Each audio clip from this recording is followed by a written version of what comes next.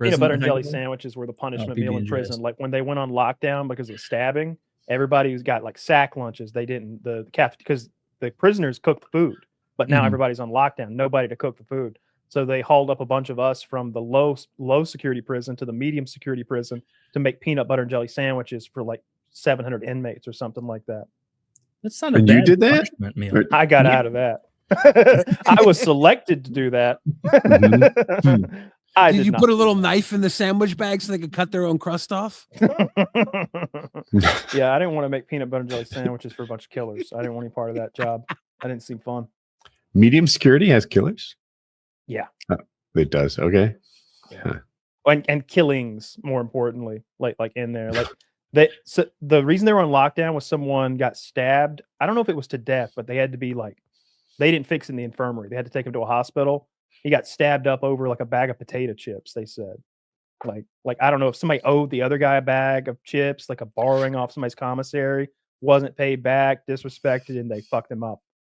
So then the whole prison goes on lockdown and they get sack lunches through a slot and stay in their cells all day. I wonder how that went down, like exactly, right? Like let's say I owe potato chips and I say, bro, I am sorry. I know I said I'd get you potato chips by Friday and I haven't met my deal. So if you give me 4 more days, we'll make it 2 bags of potato chips and then we'll be square. How's that work with you? They don't beat me up for that, right? No. If you give the chips, right? If it becomes a thing where you're constantly being disrespected. We got nothing but time. Yeah. Right. I imagine he got beat up for saying, I know I said I'd pay you back, but now fuck you. I'm not gonna. And that's I actually saw a video the other day that was in the prison. One of the inmates has a camera phone and he's recording. They're having like a court session. There's like 2 or 3 guys who are the offended parties, and there's one guy who has borrowed money from multiple of them and not paid it back. And he's like, and I wouldn't have given you anything if I'd known you owed this man money already. And you'd already promised to put the money on his commissary. So now you're going to get fucked up. And then they just jump him and beat the shit out of him right there. And it's like classic criminal recording their crime in prison. And I'm watching it. So there's no way the prison guards haven't seen it or the warden or whoever the fuck. Like I've seen it. Yeah, it's people not paying back their debts and being disrespectful about it. There's one thing about like if you were late, like oh, I know I borrowed that salsa from you or those chips or that ramen or that mackerel. I said I would hit you back when on commissary day when I could get back to the commissary, but my people didn't put my money in. They're not going to beat you up over that. But if this keeps happening, this situation's not made right. Yeah, they're going to beat you up eventually. Or if you owe someone chips and you say, I don't have the chips, I'll get you next week, but they catch you eating chips. Oh, that would be you're done. You're done. Yeah, that would be a problem. That makes sense too. Yeah. Yeah. I always wonder like how unreasonable are they? Because I've seen like, this is probably not true stuff, but they leave a Snickers bar on your bed. You accidentally think that it's a gift or whatever. Now, oh my God, I owe them anal or something. And I'm like, wait, this sounds like we've blown this out of proportion. I don't know. That might happen. Really? But that's a different scenario. Like what I was describing was like a transaction between 2 dudes. What you're describing sounds more like a new guy getting targeted by an actual rapist. And like that totally happens, like stuff like that, like where they trick the guy into taking something from them so that then he owes them. And now he'll never be satisfied about the way in which they pay him back. And they can sort of hold that over his head. I saw a podcast with an ex-con and he had gotten a job somewhere at an office or something.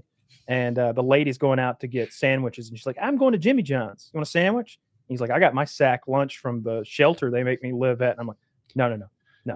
She's like, I'll get you a sandwich. He's like, in my head, because I'm conditioned for prison, I'm like, and then what do I owe you? What are you going to want back for this sandwich? What are you trying to do to me right now? Your ass. And she's like, I'm going to bring you a sandwich back. No strings attached. He's like, and I was like, fuck. If I were in prison, there is nowhere less I'd rather hear they're bringing me a sandwich from than Jimmy John's. Jimmy John's fucking sucks. You're picky about it, okay? I'd be a little picky. I'd take Subway. They're better than Blimpies or Subway. No way. They're better than Blimpies and Subway. No, Blimpies blows both of those out of the water. You're crazy. Get yourself a nice bacon ranch. Get yourself an Italian with bacon. Come on. You've got to be very wary that who you're dealing with. And as long as it's at that low level, harmony is restored after the beef is squashed.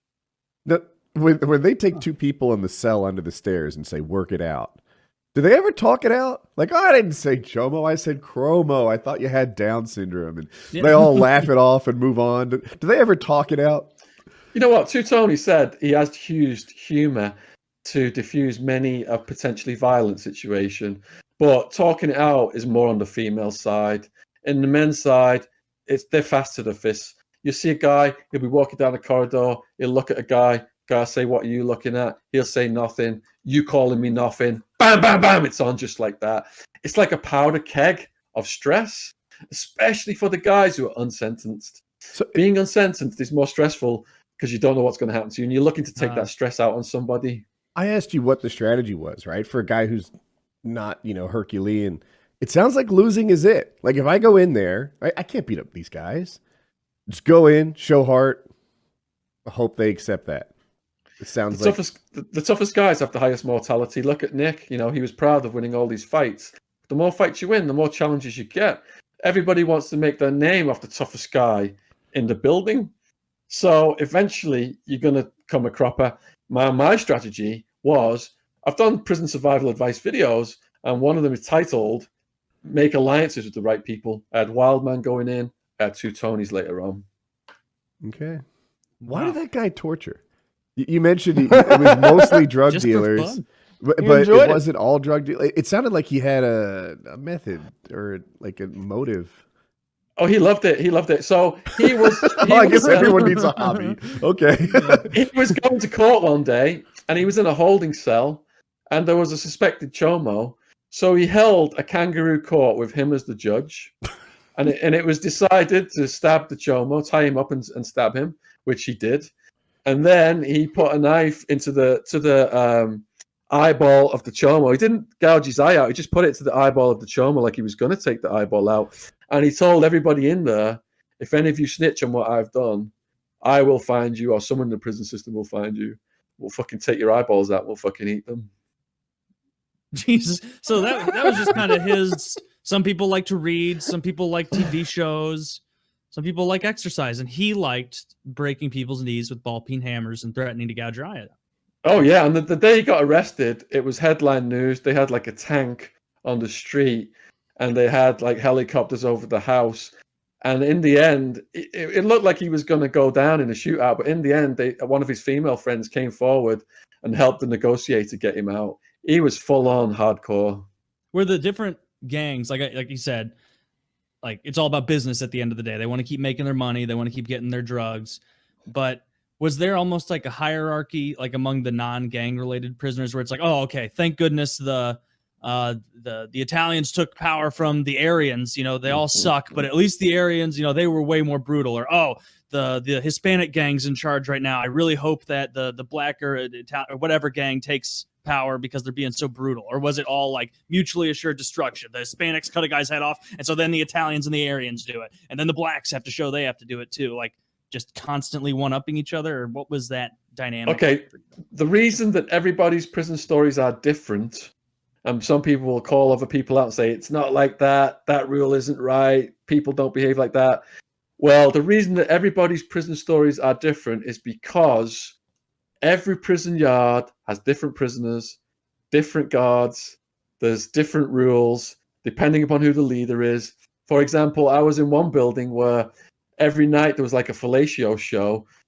There was a white guy getting a blowjob from a trans prisoner in the building opposite, and we'd all watch it and just do this like running commentary of jokes, which was a funny thing.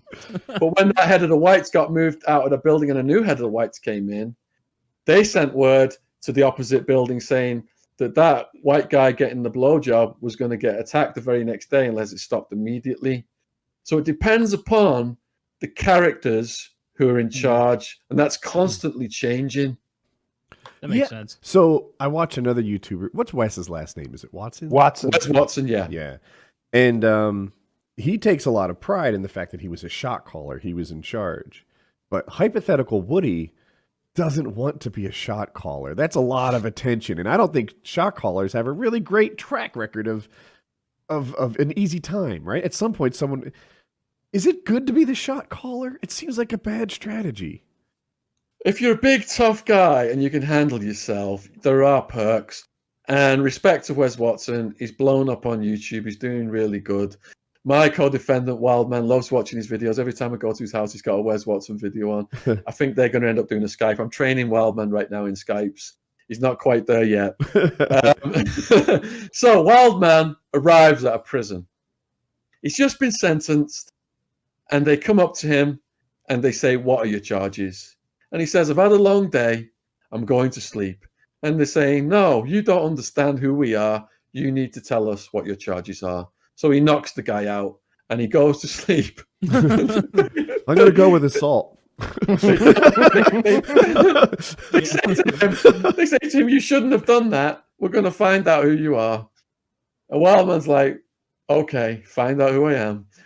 As he sleep, and he wakes up, and they come back and they say to him, "We know who you are now. Do you want the guy's job who you knocked out?" we need you to apologize to him, but we're going to give you his job. And Wildman, he's done lots of videos on my channel. There's a Wildman playlist about him running the building. He's got to keep the youngsters under control. And he's running he's making hooch. He's controlling the gambling. And there are a lot of perks in prison to doing that stuff if Hooch you've is got no alcohol, money right? whatsoever. Everybody's got to get the hustle on one way or another. So Wes Watson, if that was his hustle, so be it.